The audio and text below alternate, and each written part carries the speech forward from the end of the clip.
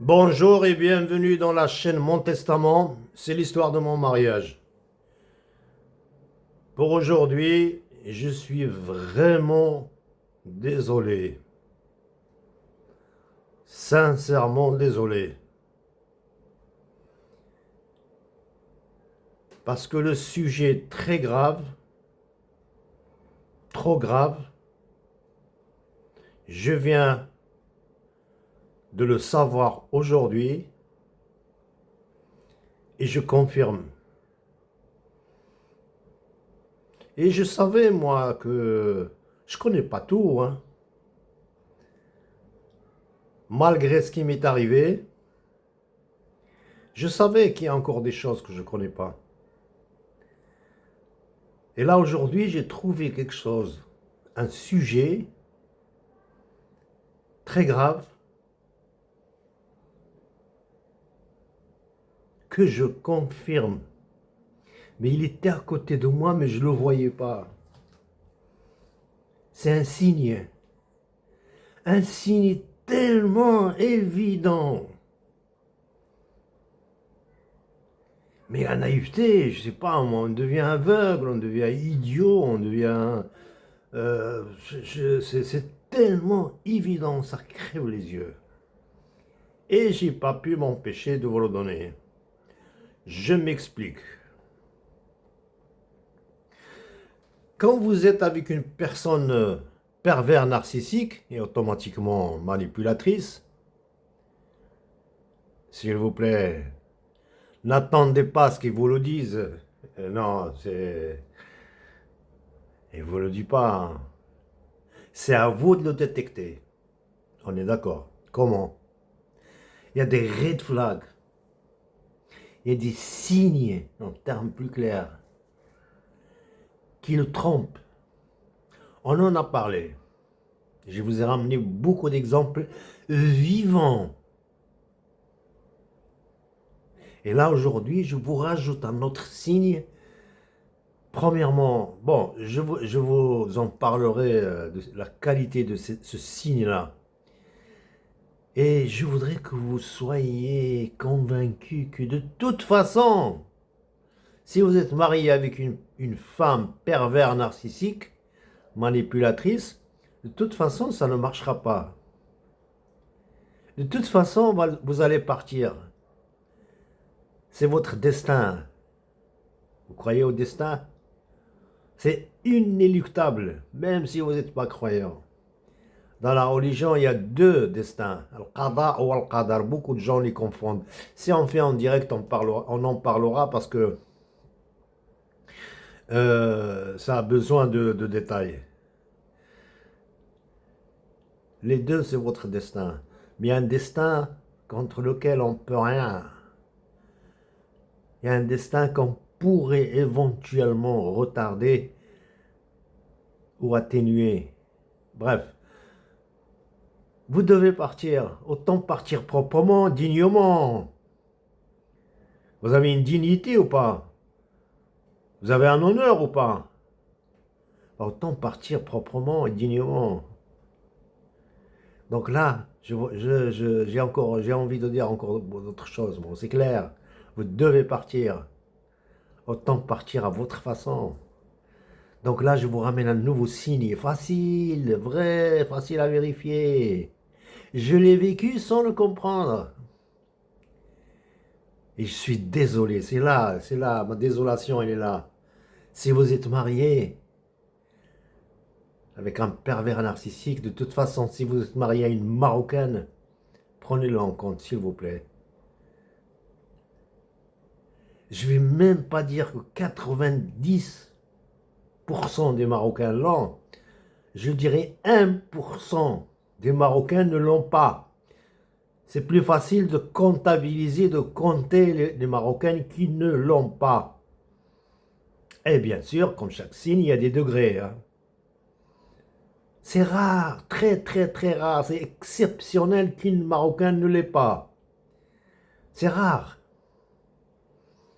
Aujourd'hui, ensemble, vous et moi, on va apprendre quelque chose de nouveau. La femme, même la femme, si ça se trouve, je peux même prétendre à vérifier, hein, que la femme marocaine ne sait pas que c'est un signe qu'il a trahi. Donc elle ne le cache pas. Tout le monde, tout l'entourage, le considère comme une qualité, à tel point que ce critère-là, ils l'ont attribué à la religion. Et la religion en est innocente. On pourra en parler. Vous voyez, je ne m'étale pas, j'ai encore envie de dire autre chose. Bon, on passe au direct. Donc, je vous fais écouter la vidéo. Après, on en dira quelques mots. Question d'épicer le sujet.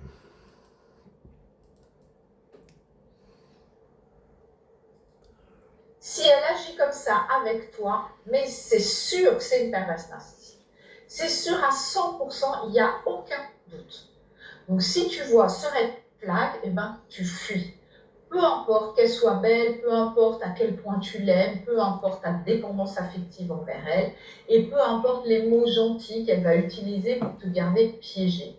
Le red flag dont je parle, le voici. Elle n'est jamais épouse ou mère en premier. Elle est toujours fille ou sœur en premier. Elle fait toujours passer sa mère, sa sœur, sa propre famille avant toi et vos enfants. Tu n'es jamais sa priorité. On l'a conditionnée à devenir la bonne fille fusionnelle. Et ça, elle ne le changera peut-être jamais. Sa mère d'abord, sa sœur d'abord, sa propre famille d'abord. Leurs émotions, leur confort, leurs opinions, leurs exigences, leurs drames, leur approbation.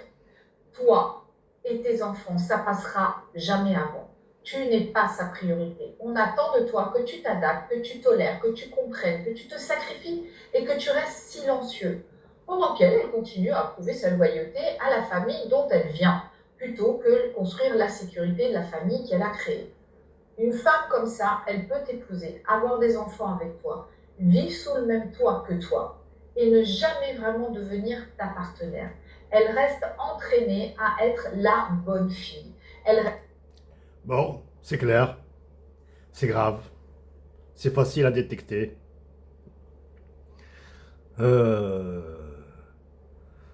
Que dire d'autre? Que dire d'autre? Je dis à ces femmes, et d'ailleurs ce côté-là d'aliénation à la famille, le père, la mère, la sœur, le frère, l'oncle, la tante, je l'ai vécu, je vous jure. Mais regardez mes anciennes vidéos, vous allez tout comprendre. Parce que la tribu a éduqué cette fille comme ça, l'éducation, d'où elle vient. On est la mère de mes enfants, on est allé jusqu'au point de la violer. C'est son père et ses deux soldats. Elle peut te marier, peut faire avec toi des enfants, vivre avec toi sous le même toit, faire beaucoup de choses pour que toi tu vois rien et cacher beaucoup de choses. Quand j'ai fait des écoutes téléphoniques, j'ai découvert un monde. Mais alors là, je ne vous le souhaite pas. Revenez à mes anciennes vidéos pour comprendre ce que je vous dis. Mais ce signe-là, il ne le cache pas. La soumission, déjà d'une façon générale, elle est lèche-bot. Mais avec sa famille, elle n'est pas avec toi. C'est pas ton partenaire, mon pote. Alors je dis aux hommes, réveillez-vous. Vous êtes votre propre ennemi. Votre naïveté vous perdra. Je sais de quoi je parle. Je n'ai pas été psychologue ou psychiatre. C'est par la force des choses que je le suis devenu. Et là, je suis tombé sur ce signe-là que j'avais pas bien. Enfin, il y a beaucoup de choses que j'ai pas vues, mais celui-là, j'y ai jamais pensé. Tous les signes dont je vous ai parlé, je les ai goûtés, et celui-là aussi. Bien sûr, attention, votre attention s'il vous plaît. Vérifiez avant de vous emballer, hein. Si c'est le cas, fouillez. Mais au moins, vous êtes averti, vous allez préparer votre départ. Vous allez même préparer où aller. Moi, j'ai dormi dans la voiture, dans le froid. Franchement, j'étais SDF. Je ne savais plus où partir. Je partais tout droit. Je vous le souhaite pas. Et voilà, je voulais trouver des images, j'ai trouvé que celle-là, bon, elle vaut ce qu'elle vaut, hein. Voilà, en fait, les séducteurs et tout, pour quelqu'un qui n'en vaut pas la peine, hein.